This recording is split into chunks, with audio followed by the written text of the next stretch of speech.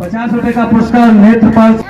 जिनको भी संविधान के बारे में थोड़ी बहुत जानकारी है कि अगर इस देश की मनुवादी सरकार ने या मनुवादी लोगों ने संविधान को बदलने की कोशिश की तो आप सब लोगों को पता है इस देश में गृह युद्ध को कोई नहीं रोक सकता है।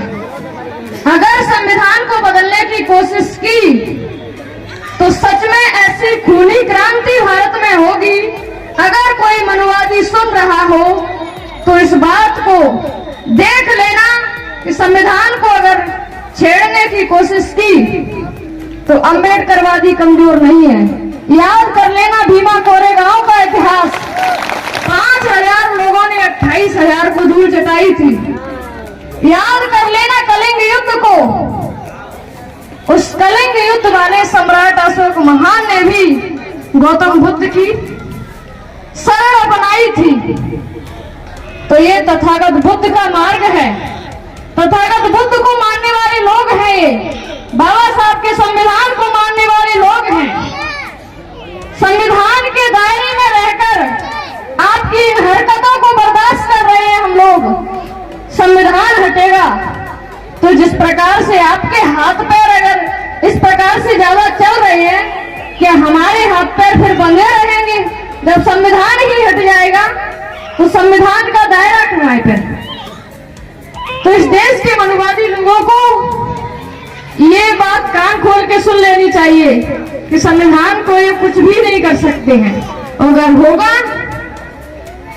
तो 15% इनकी संख्या है, आपको पता ही होगा। और 85% जो बहुजन समाज है। अगर आपको गुलामी तो करने से रहा, पहले की बात गई कि बना दिए अपने 4 वर्ड।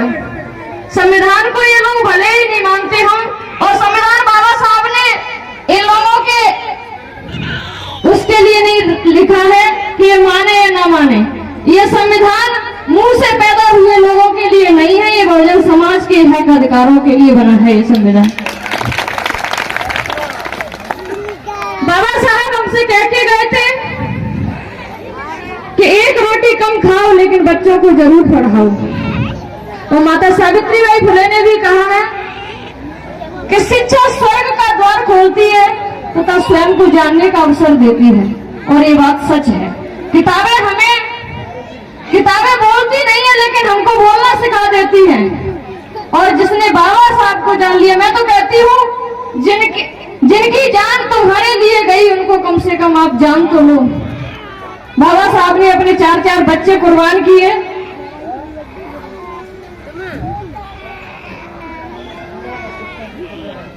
माता सावित्रीबाई फुले ने, राष्ट्रपिता ज्योतिबा फुले ने अपनी पूरी जिंदगी इस मिशन के लिए लगा दी।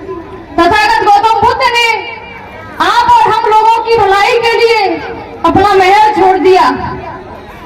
और आज जब बात संविधान को खत्म करने की आई है तो क्या हम लोगों को शांति से घरों में बैठना चाहिए? जिस भी व्यक्ति को बाबा साहब के संविधान को बचाना है उसे अपने घर में नहीं बैठना चाहिए। और बाबा साहब ने कहा था कि हमें विद्या और वोट इन 2 चीजों पर विशेषकर ध्यान देना है। बाबा साहब ने कहा था कि मैं बड़ी मुश्किल से आपके लिए ये वोट का अधिकार लेकर आया हूं। तो इसका इस्तेमाल हम लोगों ने सुना है कि वोट का अधिकार हमें क्यों मिला है? अपने पसंदीदा राजा चुनने के लिए। लेकिन हमको दूसरी लाइन नहीं बताई जाती है कि वोट का अधिकार हमें राजा बनने के लिए भी मिला है। राजा चुन भी सकते हैं और राजा खुद भी बन सकते हैं वोट के अधिकार से। और मानवर काशीराम साहब जो कहते थे कि अगर बहुजनों को सत्ता मिले या ना मिले, राजनीति चले या ना चले, लेकिन जो हमारे ये सामाजिक परिवर्तन की गति है वो नहीं रुकनी चाहिए। क्योंकि सामाजिक परिवर्तन के बिना अगर सत्ता आ भी जाएगी तो वो बहुजनों के किसी भी काम की नहीं है। तो हमारे लोग सामाजिक परिवर्तन पर तो ध्यान देते नहीं है। जैसे ही चुनाव आया, चुनाव में नहीं जीत पाए तो फिर देखो उनकी सामाजिक परिवर्तन की कैसी हालत होती है। तो हमें समाज में भाईचारा बनाना होगा। तथागत बुद्ध ने हमें जो मार्ग बताया है और हमारे सभी महापुरुषों का जो मार्ग है वो बाबा साहब ने संविधान में संगठित किया हुआ है। और बुद्ध के सीलों पर नहीं चलेंगे तो उनके लिए बाबा साहब ने संविधान में धारा भी बनाई है, जेल में भी जाओगे। तो हमें बुद्ध के जो सील है उनका पालन करना चाहिए। तथागत बुद्ध के सील सभी को पता है। 5 सील जो तथागत बुद्ध ने बताए थे वो सबको मालूम होगा, बुद्ध कथा चल रही है तो मैं बता देती हूँ। पहला सील उन्होंने बताया कि हमें झूठ नहीं बोलना चाहिए। झूठ बोलेंगे तो लड़ाई झगड़ा होगा और जेल में चले जाएंगे। वैसे भी आपको पता है कि हमारे लोगों को खीरा चोरी के आरोप में जेल में बंद कर दिया जाता है और इस देश के मनुवादी लोग संविधान को जलाने के बावजूद भी खुलेआम घूमते रहते हैं। तो हमें सीलों का विशेष रूप से ध्यान रखना चाहिए क्योंकि हमारे ऊपर कार्रवाई तुरंत होती है। शासन सत्ता हमारी नहीं है, इस देश के पूरे सिस्टम पर मनुवादी लोगों ने कब्जा कर रखा है। क्योंकि आपको पता है कि हमारे लोग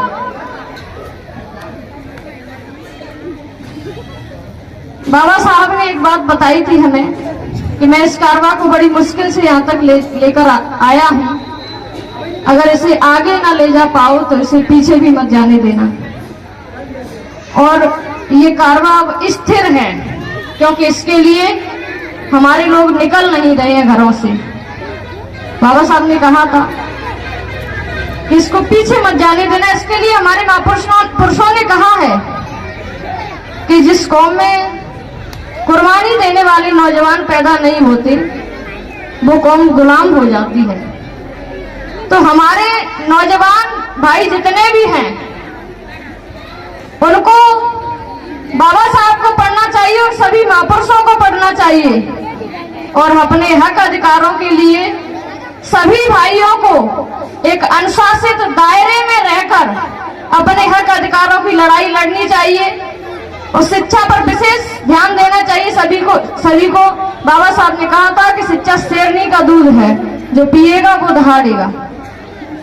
मैं इतनी ही बात कहकर अपनी वाणी को विराम देती हूँ। जय भीम, नमो बुद्ध।